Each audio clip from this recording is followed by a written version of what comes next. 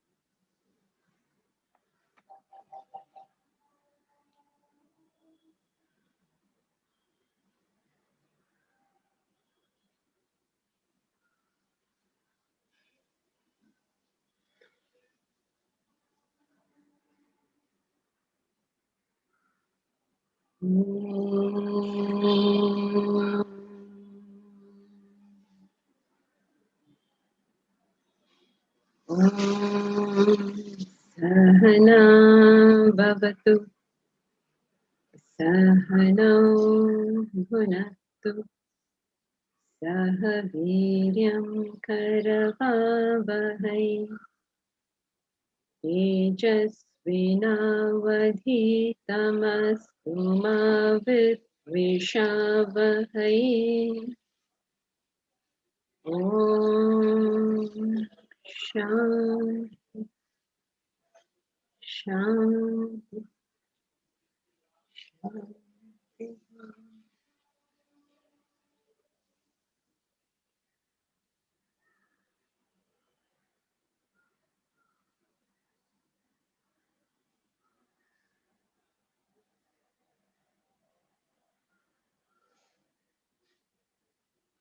You can see on the chat that there are no questions, and I'm wondering whether you're okay with what we are doing.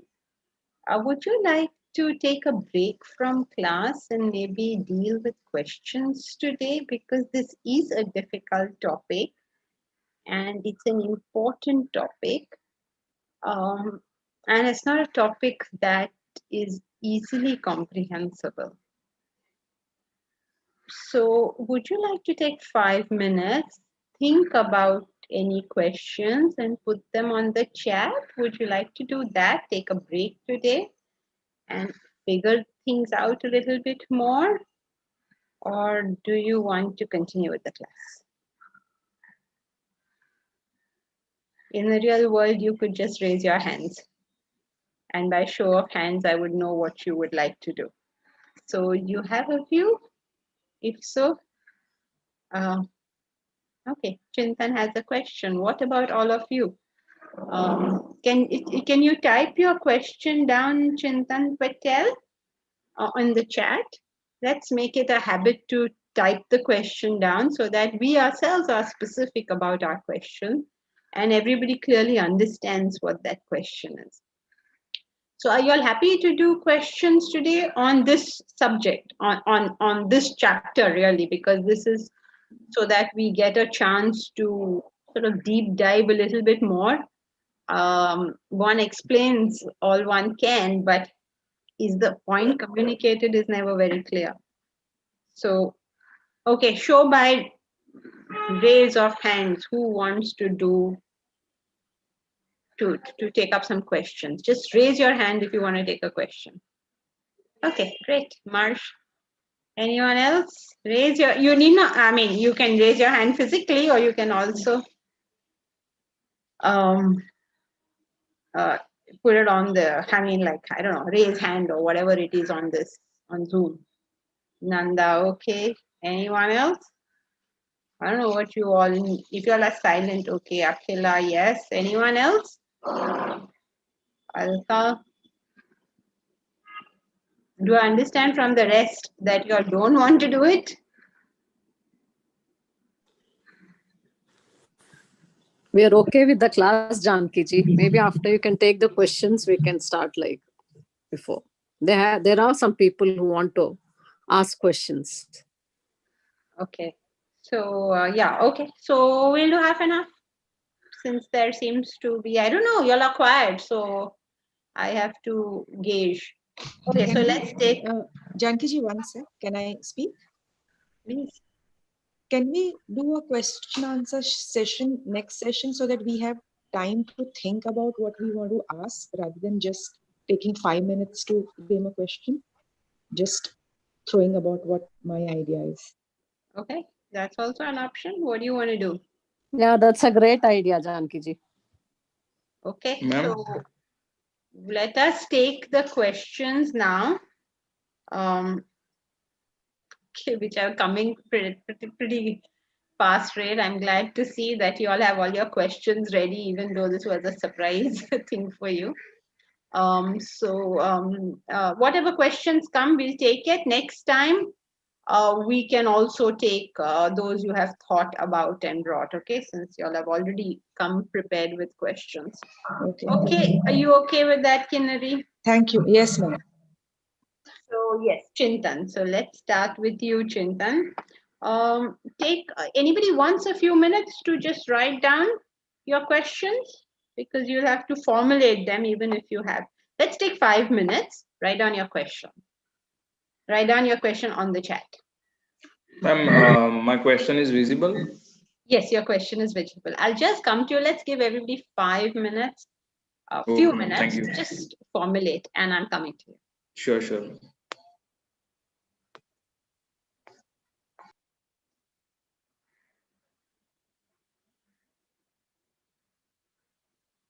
What do we do about Instagram?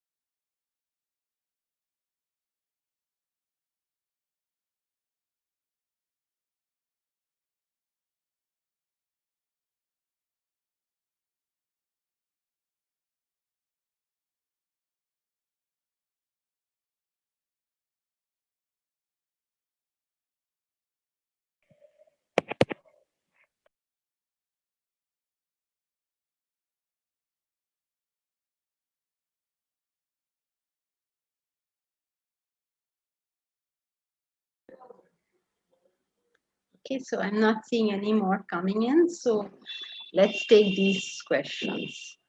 Chintan, where are you?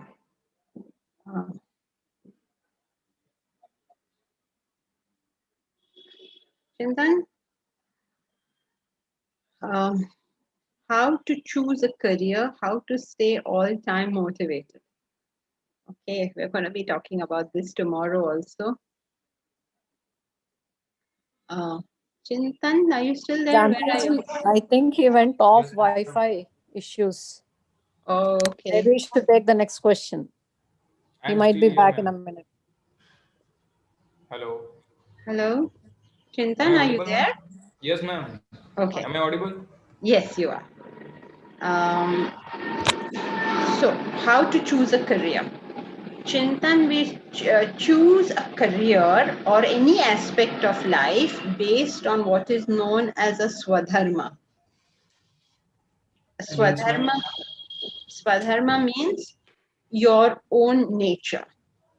The usual ways we choose a career is we think of where is the scope, what are my friends doing, what do my parents do. These are the things that we usually use as yardsticks to determine what career I should choose. But really, what career one should choose, or anything, whether it's career, marriage, sport, whatever you're choosing, has to be in accordance with your nature. This is like simple common sense, because you wouldn't use, or you wouldn't try to use a guitar as drums, would you? Or you wouldn't try to use the drums as a guitar. Now, why wouldn't you do that? Because a particular equipment is capable of a particular thing, and the most sensible thing to do is to use it for that purpose and nothing else, because that's how the potential of that instrument, whatever it be, comes out. So this body mind intellect is some instrument. Now we have to use it in for what it is capable, not for what is incapable. Okay. Now, this may sound abstract. So, to put it on a more practical basis, we have to understand that it's a competitive world out there.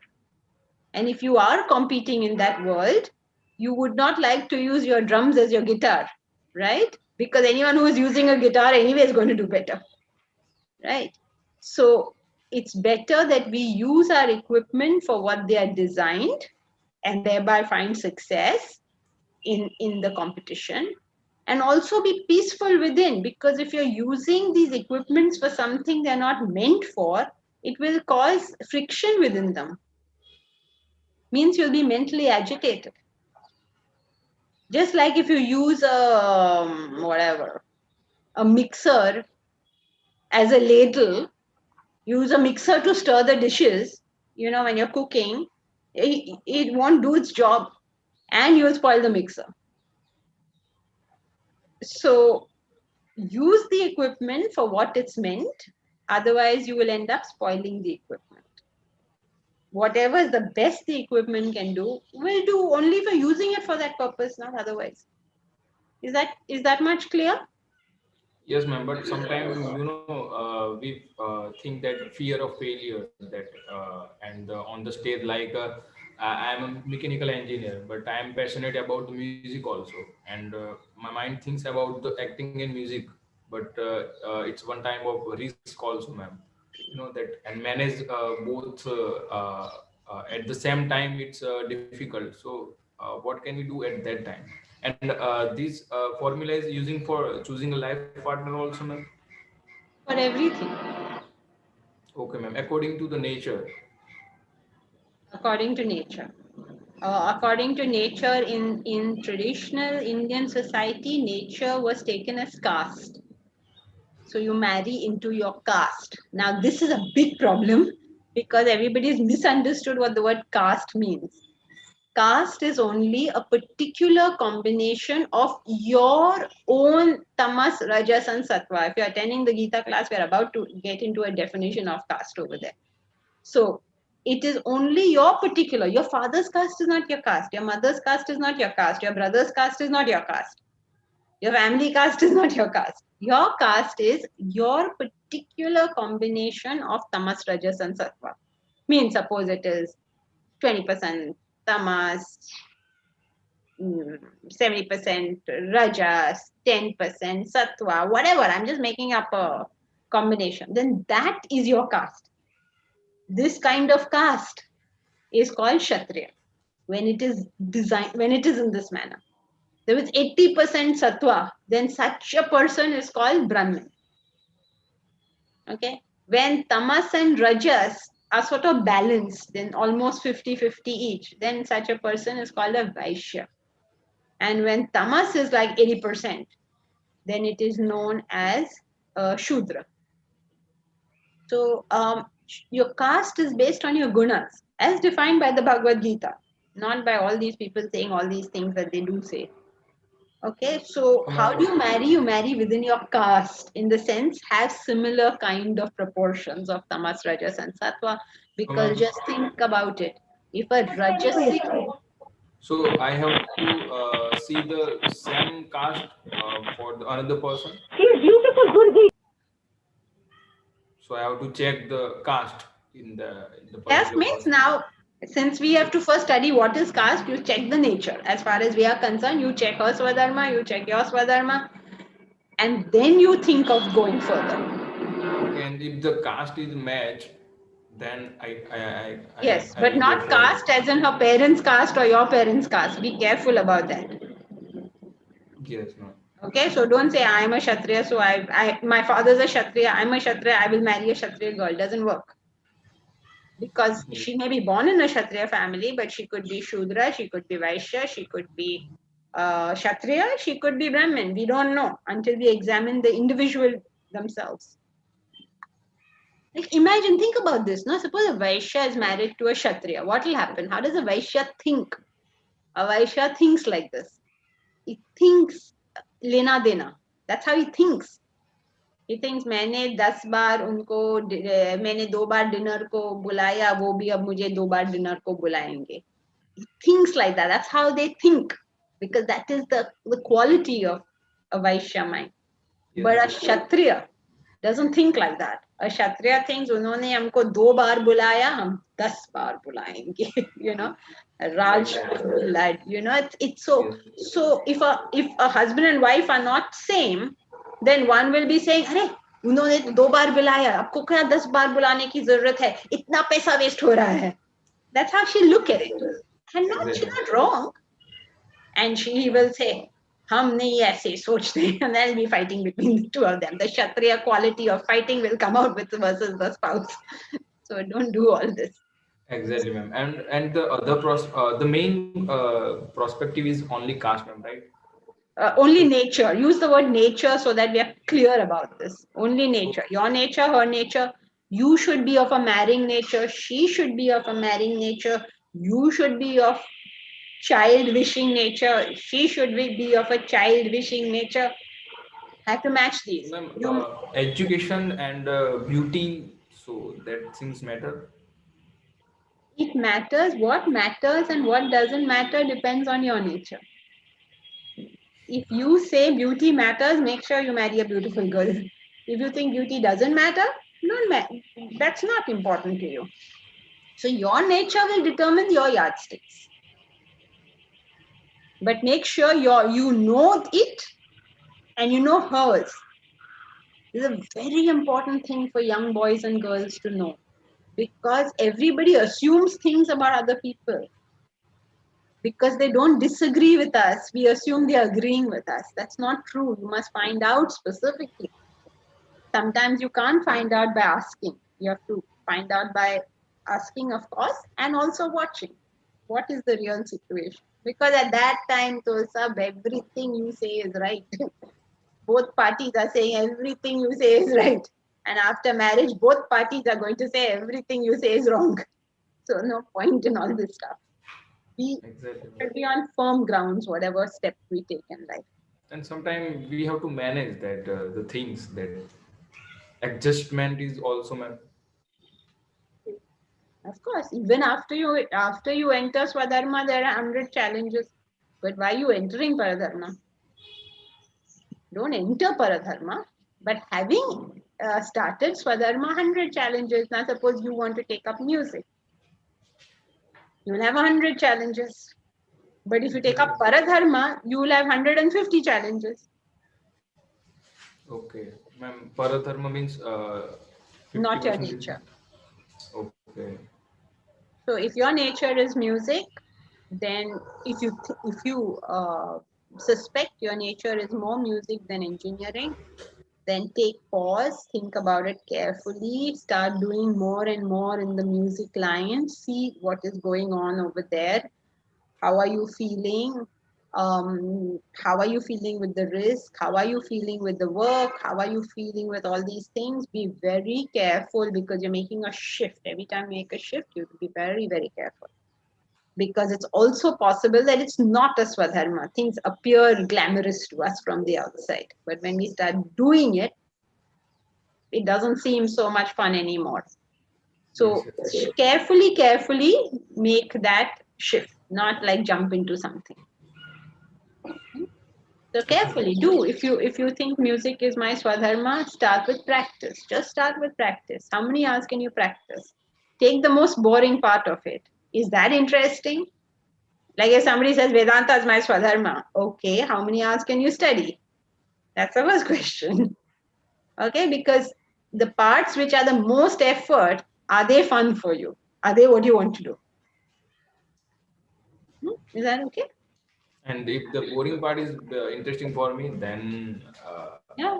my nature is Yeah. If you're willing to practice for 5 hours a day, then yeah, very, very clearly you should consider this more and more. But you've also done engineering, which means that you have spent that many hours a day studying engineering. So you have to be careful. Engineering is not just a field, engineering is also a mindset. So whatever mindset of engineering you have, you will take it with you to music. You will be able to use it there also. Whatever music mind you have, you will be able to bring it to engineering also, if both are equally your Swadharma. okay, Like ma'am. take Steve Jobs. Steve Jobs, for instance, were very interested in computers and IT. He was also interested in calligraphy. He was also interested in aesthetics. So look at what he created. He did IT, but with beautiful fonts, beautiful everything. You know, the view was very good because he was interested in that as well. So you don't have to always choose between one and the other. Sometimes if they're both there, you can do both. Yes, Put ma'am. them I can together. do both at the one time. That in Yeah. the evening. I'm, yeah, yeah. No, not two different fields. You can merge the two fields. But if, ma'am, the two field is not connected, then the opposite field, then That's also okay. Then you have to choose or split your time. It's all your own call. Remember that. It's your call. Nobody in the world, everybody else hands off. It's your call. And take that call carefully. Take the call with an engineering mindset. yes, ma'am. Means rationally think through the whole thing. Okay, if I do this, this happens. If I do this, this happens. Okay, I'm putting myself at risk. Am I willing for that risk? Do I have a fallback plan? Suppose I don't get anything. Suppose I have to spend the next 5 years only practicing and not earning. Am I planning to handle that? Luckily, we live in a time where you can take small odd jobs even on the net and all and do something just to get through those 5 years. These options are there, but it's your call because it's going to be your work, it's going to be your risk, it's going to be your failure, and it's going to be your success. Exactly. Thank you so much, ma'am. And how to stay motivated, Chintan, if you do all this that we spoke about, you will automatically stay motivated. Yes, ma'am. Got it. Thank you. Brinda says, please explain how knowledge brings wisdom if it does. Very interesting, Brinda. How does knowledge bring wisdom if it does? Because obviously, we see many knowledgeable people devoid of wisdom. You have seen that obviously, and therefore you say, how come so much knowledge? But then other people who don't have knowledge seems to be even wiser. So when we look at ourselves, we shouldn't look at others, but when we look at ourselves and say this, we have to consider two things. Number one, it's not that our knowledge hasn't brought us wisdom, but it is that in some cases, the desire in us is so deep that the knowledge is not able to counteract that. And so even after many years, may still find that, hey, what is this, how come I'm getting agitated by these so-called small things? But for me, they're not small. This judgment call that this is small is a wrong call. Because for somebody else, it may be small because that is not their desire or that is not their weakness, but it is mine. It is one of my deeper weaknesses. So it will take me longer. Think about it like Swamiji had given that example of, think about it like a plate that is full of scratches. And now you're gisofying it to remove the scratches. Okay, so as you keep scrubbing it to remove those scratches, the superficial scratches will go away very quickly. But those that are deep, you'll have to sort of rub it a lot more to make it even again. So you look at those deeper ones and you say, oh my God, I've been scrubbing it for so long, these scratches are still there because they were deep. They will take time. So don't worry about that. Just keep on at it. Because, if I read your question, how knowledge brings wisdom, if it does, please explain how knowledge brings wisdom. The whole class will say knowledge brings wisdom if you reflect upon it. But Brinda, you have been studying now for at least, 10 years? More. More. So this is not obviously what you're asking, because if you were asked, you would ask that. You already know that knowledge converts itself to wisdom through reflection. You already know the mechanism by what this happens. The mind goes in a particular direction. It has been going for many, many years in that direction. So that scratches, those grooves for that mind to function have gone very deep. It's like water has been going, in a thing. So that's how you have the Grand Canyon, right? Because water has been going and going and going until it's become very deep, that thing. So what is the role of knowledge? Knowledge is like a engineer moving the course of the water. So what will he have to do? He'll have to make a groove there, right? So that the water will flow. Once you make the groove, the water will flow. But you have to make that groove. Making that groove is gaining knowledge, is strengthening the intellect. So basically what is happening? You force yourself to think of things which are correct so that you do not let the mind go into those old grooves. Yes. Okay, but that groove is so deep that automatically it's going there. Yes. So as you keep applying your intellect in the new one, not as you keep applying it, the new one means applying your intellect means you're thinking, right? So those grooves, new grooves are being formed. They're being formed. That's why you say every single day, concentratedly, because that's how you make the new grooves. And once that mind shifts into the new groove made by the intellect, the thoughts start flowing more and more into that. The thoughts themselves will make that groove deeper. Getting it? When once you're able to even turn a bit of the water, then the flow of the water will make it deeper. Jankini, when you say thoughts and reflect, I assume it is to be backed by action also. No? Is it the same thing? So I may think what is correct, but I may still not do. Like I may think that it's very good to exercise and not oversleep or overeat. I may think and I may know, but unless I put my body to function in that, only then it will happen. So the thought is and reflection has to be followed up with acting. No, this is a matter of reflection itself, because you say, okay, I figured out that exercise is very good for me. I figured this out 1 year ago. I've not done anything. Yes. So this is my reflection. How come if I think it's so good, I'm not doing it? Am I just playing it lip service? Have I even understood this concept? If I think it's so good, how come I'm not doing it? What is stopping me from doing it? Then you start attending to those things, whatever it is that is stopping you. It's all part of reflection. So you can't just make this body do something because it'll do for 2 days because you forced it. Yeah. Then it'll stop again. So So reflection. keep on thinking. Keep on thinking, applying yourself. Why? If I think it's so good, why am I not doing it? Is it really so good? How do I know it's so good? Where did I get this notion it's so good? I have to re-examine. That re-examining is called reflection. And you'll find when you do the reflection properly, you will not even know when you have started exercising. There's no force, there is no nothing. You will, some people will tell you, oh, you exercise a lot, and you'll say, I exercise a lot, because it didn't click with you that you have done it. It has become normal, it's become natural for you.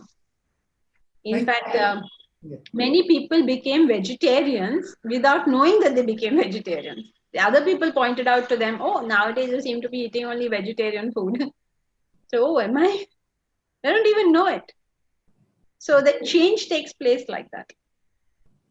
Yes. Thank you so much. Alka says, could you please explain how God is beyond time, space, and causation? Alka, are you here? Yes, I'm here, but I have very poor network, so I'm not putting on the video. No problem. I just need to know that there is somebody to talk to. Okay, so Alka, how is God beyond time, space, and causation? Pooja, can you switch your video off? It's giving very strange images.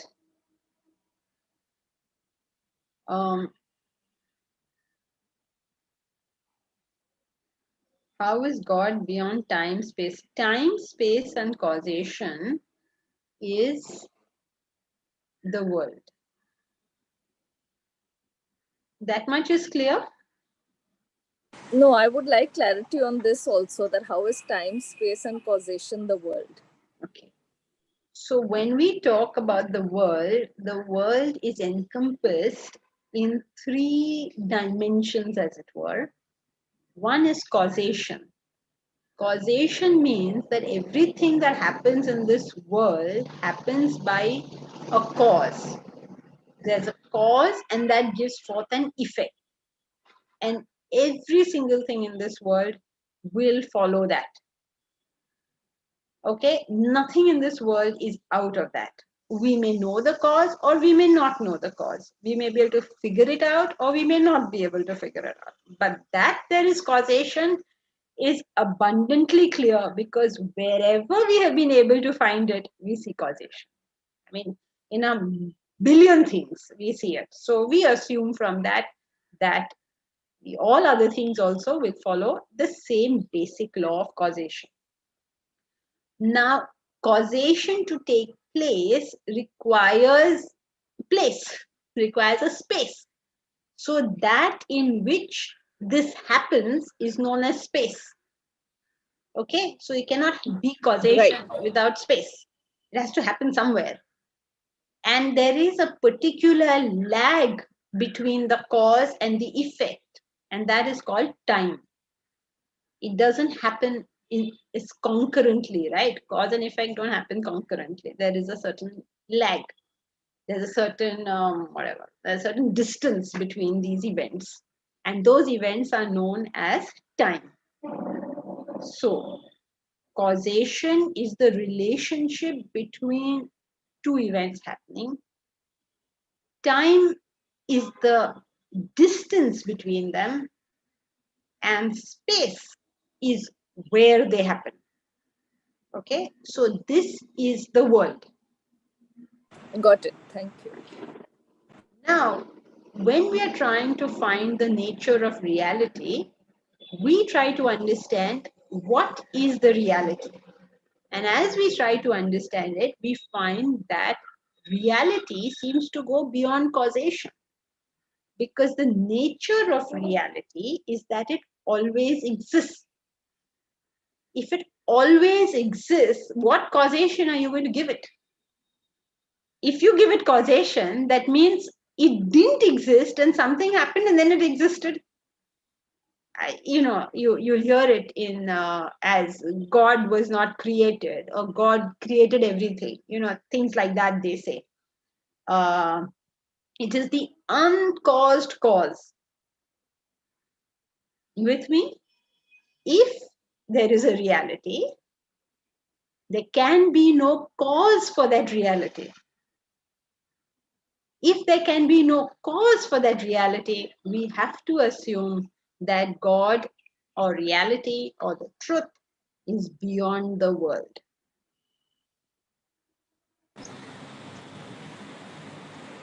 Thank you, Janki ji. Much clearer. Okay, Vijay says, how to be passionate and detached at the same time. So Chintan, Vijay, tomorrow's interview was for all these questions, but it's a very, very important thing to understand this, how to be passionate and detached at the same time. If you are passionate, that means you're a Rajasic person. If you are detached, that means you're a Tamasic person. So how to be detachedly passionate is the big question of life, because on that question will depend everything that we get, everything that we experience, everything about our life is going to come from that. You have only three choices. You can be passionate, or you can be detached, or you can be detachedly passionate. These are only three choices. There's nothing else to it. So it's very important to understand that. And as we were discussing yesterday, it's all a matter of attitude. It's nothing about what you do. It's all about how you are doing it. So that's the first point. How to be passionate and detached. First, realize it's got nothing to do with the action. It's got to do with the mind and the intellect that are supporting that action. Now, how to be passionate and detached? The simple answer has to be knowledge.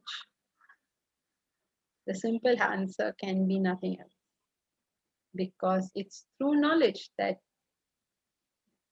you understand this.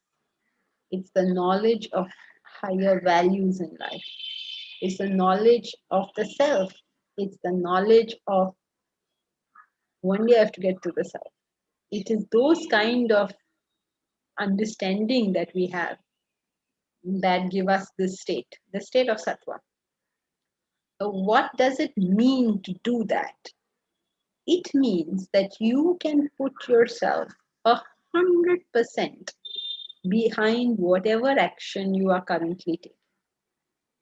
If you're attending class, you have put yourself so completely behind it that there is nothing else in your life but that. Like, we can't do it at all. I mean, because people mistakenly put on their videos and their audios, we can see that that's not what's happening.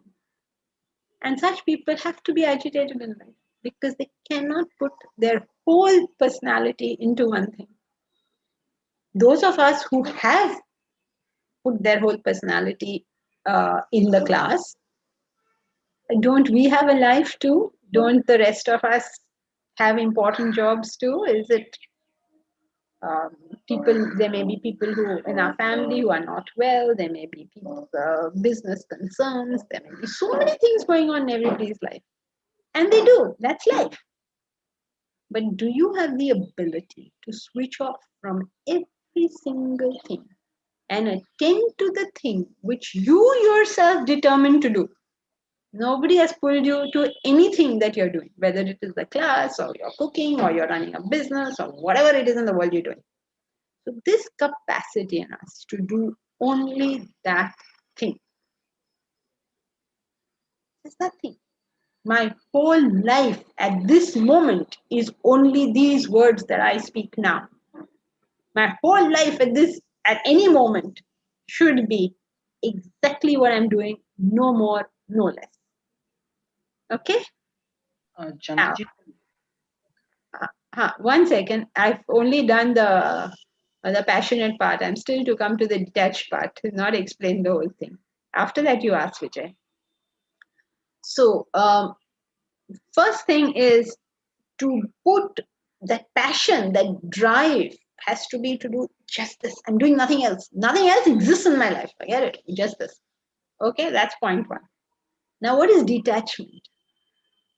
The detachment lies in the understanding that no action that you perform, no thing that you get, nothing over here has any inherent value. When you understand that nothing has inherent value.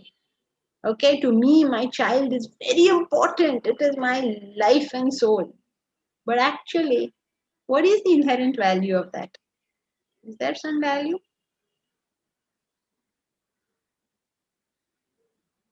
Is there any value at all? You know, a very good example, at least for the women, is many women are heartbroken because their husbands don't appreciate them. It breaks their heart. So it's so strange. Who is this man? What have I got to do with him? Now, one man in the world feels that I don't do anything. How does that even matter? There are, I don't know what, over 6 billion people who don't think I do anything. Why have I made a big hoo-ha about this one person also? 6 billion people don't think we do anything. They don't know we exist. Now, one addition to that, big fuss about it. So the recognition that nothing in this world really matters. Nothing that we get, nothing that we lose. It has no value in itself. Then why does it appear so important to me? It appears so important to me because of my stupid thinking in the past. My thoughts have gone in that groove and gone in that groove and gone in that groove and made it like a raging river. So it's become very important to me. That same thing will be zero importance to anyone else. Now, this husband of mine who does not appreciate me, okay, he is not appreciating you also. But you're not crying that he's not appreciating you. Why am I crying that he's not appreciating me? So, to be passionate in this sense means that I can see only that job. To be detached means to understand that that job really doesn't matter in the entire scheme of things. So if you can function like that in this world, you will be performing with peak performance and with peak contentment. Is that okay, Vijay? Yes, Janki, it's clear. Thank you. Okay, so let's see now what happens. Karan says, Karan Vaswani, the text says that contemplation is essential to dehypnotize us from body consciousness. How do I tie contemplation in with devotion?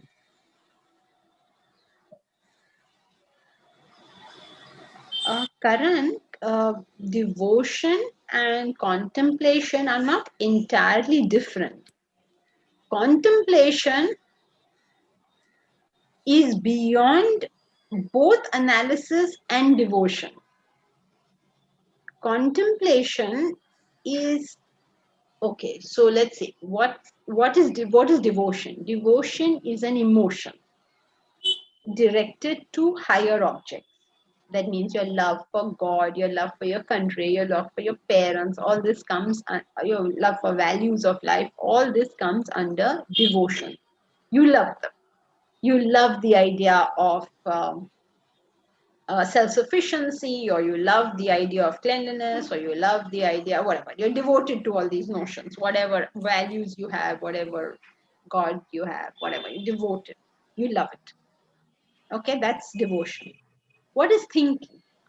Thinking, analysis, reflection, all of these are applying your intellect to figure these things out.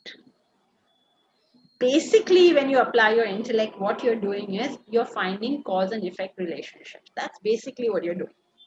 That's the intellect's job, to understand cause and effect relationships. When you do it in the external world, they call it science. When you do it in the internal world, we call it philosophy.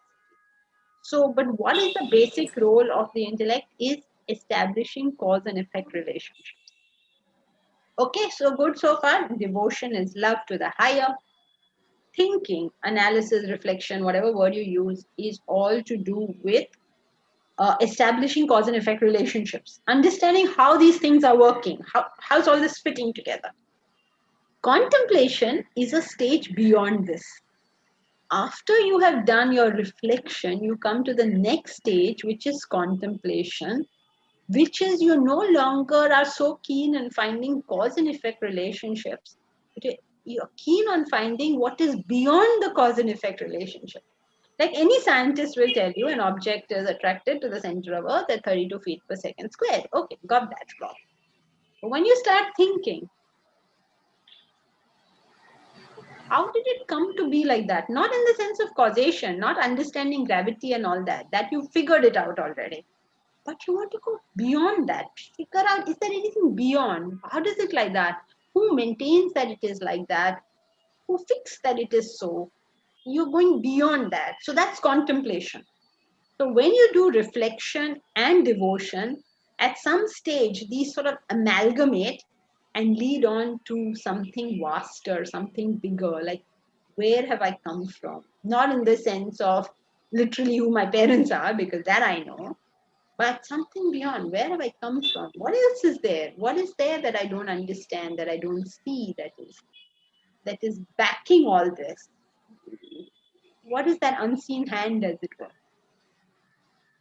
So that's contemplation, when you go beyond cause and effect relationships. Is that clear, Karan? Is there anything else? Yes, ma'am. Very clear. Thank you. Nanda. Janki ji, Yeah? when you were replying to Brinda, I kind of got my answer. Oh, okay. You're done? Okay, great. Yeah. Thank you. Rajesh Shastri.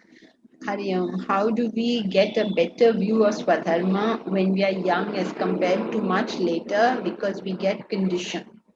What's an appropriate age to assess Swadharma? How do we get a better view of Swadharma when we are young as compared to much later, because we get conditioned? What's an appropriate age to assess Swadharma? What's an appropriate age to assess Swadharma? This one. Whatever is currently there. Because jo gaya so gaya, kya kare? So whoever at whatever age, if you know a child who's 7, then that's the time, because that is now. You need to know a child who's 15, then that's now. You need to know somebody 35, then for him now. So that's the right time. And you don't get conditioned when it comes to Swadharma. You just don't. Because whatever you are willing to get conditioned to has to have been a desire. Otherwise, you will fight it. You just fight it. You will always have something, a regret, and always a rebellion towards it. And you just won't accept it. You just won't do that. And if that is your career, it'll be really sad, because you will be going to work every day fighting it. So, however, one important thing is that don't take the converse. If you're fighting work every day, doesn't necessarily mean you're in Paradharma. Don't take converse. So it is important for us to understand all these differences, So is that okay? So what is the right time to assess? Now? Conditioning of Swadharma does not take place. You create a slight interest in Paradharma by many years of doing it. You'll create some slight interest because you forced your thoughts there. But there'll be something saying, no, I want to get back to whatever it is I want to get back. That sense will always be there, because you've not run this equipment properly. Is that clear? Akhila, how does Vedanta explain the concept of rebirth? This class was only questions to do with the text, because that itself was difficult. I don't think Akhila will take any more questions. Rebirth, we're going to study in big detail later on. We have a whole chapter to deal with this thing. So we're going to deal with it. It is not a belief, it is an analysis. So you either accept that analysis or you don't accept that analysis. But we'll do that whole analysis because it's based on so many things we need to know. One of which we, of course, covered today, which is the law of causation. Okay, so let's see now. So, Akhila, sorry, we'll take that up some other time. Pankaj Pradhan. Yes, Pankaj Pradhan, the poem If is definitely along the lines of Sattvic activity. I'm sure you all know it. If you can keep your head while all around you are losing theirs and blaming it on you. A beautiful poem. If you all have not read it, please go ahead and read it. Especially this last line. If you can fill the unforgiving minute with 60 seconds worth of distance run. If you can fill the unforgiving minute with 60 seconds of distance run. Yours is the world and all in it. And what's more, you'll be a man, my son. Character is built out of that. Character is built out of action. Character is built out of doing at the right time whatever needs to be done. Figuring which is that action that needs to be done is what the entire objective of Vedanta is. Figuring out what is that action. That's the tough part. Okay, so where are we? So shall we do one more? Okay. Paragraph today of what we were studying. Huh? Who said One question. Yeah, go ahead, Anuja. I take the help of writing notes for concentrating. Is that I don't know, otherwise the mind will go here and there. From somewhere what's a statement is made, from there it takes off somewhere else. So to keep constant, is that right thing or wrong thing? Right, if it's helping you do what you have a goal of concentrating. If this method is helping you, it's right for you. So whatever takes you to where you want to go is good for you. Okay, but it is like lack of self-sufficiency. Don't be judgmental about yourself like that. If it's helping you, use it. When it stops helping you, dump it. Why do we have to go into am I self-sufficient or not? I mean, like, why? We all lack self-sufficiency. So what? We all have problems, right? I'm dealing with my life, which is what I'm supposed to do. I'm taking right action, no? So that's all I'm supposed to do. Why do I have to worry about whether I'm self-sufficient or not? This is a very important thing for everybody to know. I am not judging myself. I'm going to stop this. I am not good, I'm not bad, I'm not great, I'm not horrible, I'm none of these. This is what it is. Just like everybody else is what they are. Okay, I can't accept this, what am I going to accept that? So when I start criticizing others, it's only a reflection of the criticism I'm doing to myself. This is not good, this is not good. No, I'm doing right action. Anuja, praise yourself because you did right action. You did what took you to where you want to go. Good for me. Oh, but why do I need this? Bad question. Don't ask it. You did the right action. Getting out of it, but sometime I'll have to concentrate on without it, no? No, you don't have to do anything. Right now, this is right action. Do it. Finished. Your obligation to is over. You do the action and your obligation is all over. Finished. End of story. Janki ji, I stopped writing because I felt I was not 100% concentrating on what you were saying. So that worked for me. Whatever works for you is great. If that helps you concentrate, fine. The point is, come hail or high water, you have to get the result. Have you figured it out? That's the question. Whatever you need to do to figure it out, do. Okay, we are not assessing means. We are assessing ends. Did you wanted to achieve this end? Have you achieved it? If you haven't achieved it, go backwards and figure out where is right action missing. Okay? Yes, thank you. Thank you. Okay, so which paragraph were we on? We were, okay, I can't tell you page numbers. Can we go to the screen sharing?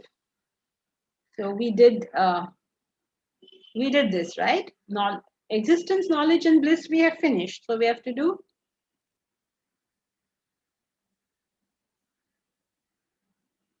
isn't that right? We did that, right?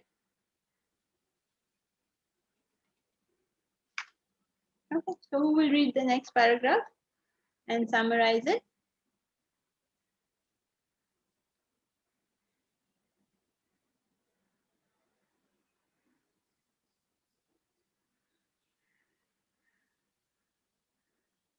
What is the matter? Nobody is volunteering. Deepa, you read it. Come on, I can see your name first. So you go ahead and read it and summarize. Summarizing is a bit tough, Janki ji. Come on, quick. We have to That's Just get in on one with it. line. Okay. Which is it the first paragraph? I think Similarly, Okay, second. Similarly, the suffering and sorrow of this waking world that you complain of is just another projection of your mind, a result of your ignorance of the self. Your self is absolute, immaculate, ever blissful. You're ignorant of your supreme being.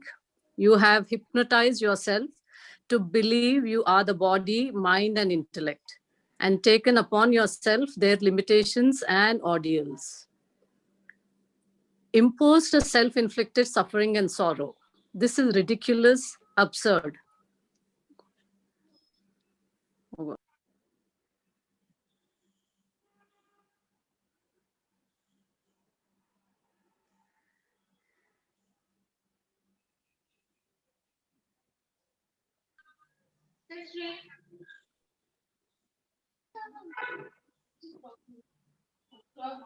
what happened? Deepa has gone off. Okay, Anuja, can you read the rest? I can. Go ahead. What? Go ahead. Similarly, the suffering and sorrow of this waking world that you complain of is just another projection of your mind, a result of your ignorance of the self. Your self is absolute, immaculate, ever blissful. You are ignorant of your supreme being. You have hypnotized yourself to believe you are the body, mind, and intellect, and taken upon yourself their limitations and ordeals. Impose the self-inflicted suffering and sorrow. This is ridiculous, absurd. You must put in all efforts to dehypnotize yourself by asserting your real self. The body and mind and intellect are mere vectors enveloping your supreme being. They are your possessions. They belong to you. You are the immaculate self. You must assert and regain your essential nature. Become your supreme self, ever free, ever blissful.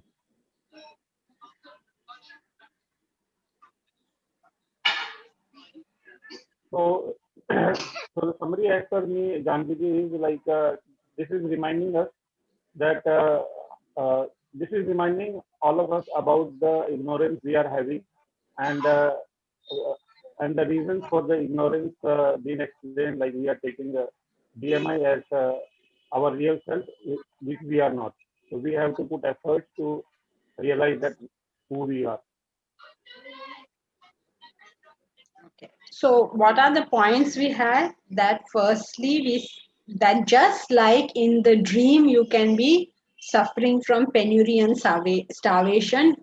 Even Mukesh Ambani can dream that, right? Mukesh Ambani can dream that he is suffering from penury and starvation. But why he is going through that sorrow? This is just not true, right? So similarly, over here, we are the self. We are dreaming that we have got all this stuff. We are dreaming means it's self-imposed.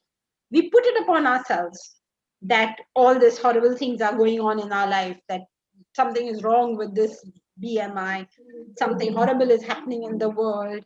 All these are things we have ourselves given ourselves. We give ourselves all these names. We say various things to ourselves.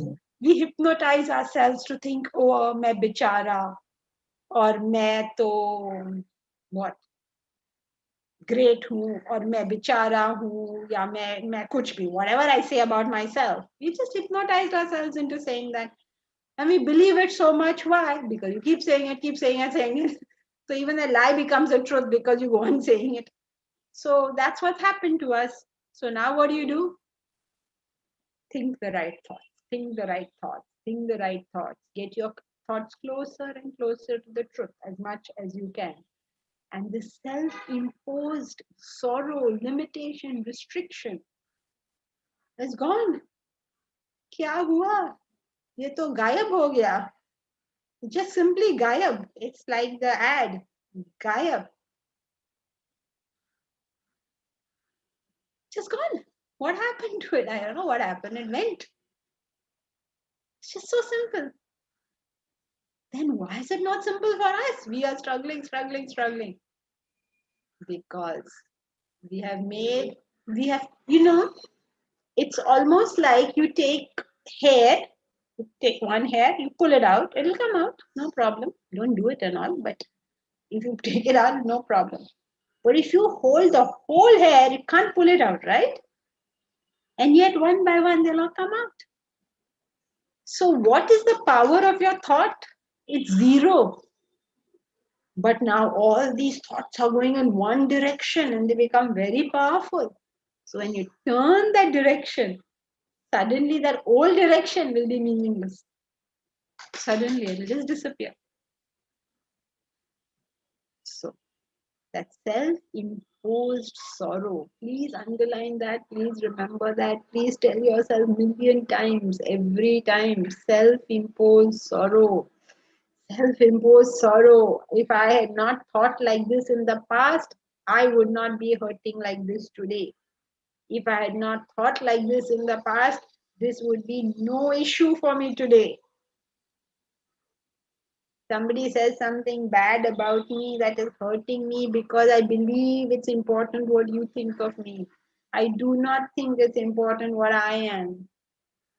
That's why. That's only why. Okay, so then that's it for today. Hari Om. Janki ji, a reminder for tomorrow's talk. Yes, please go ahead, Bharat. Hari Om, everyone. I hope you have already registered for tomorrow's talk. If not, please do it immediately. And please share it with friends and family. Today being,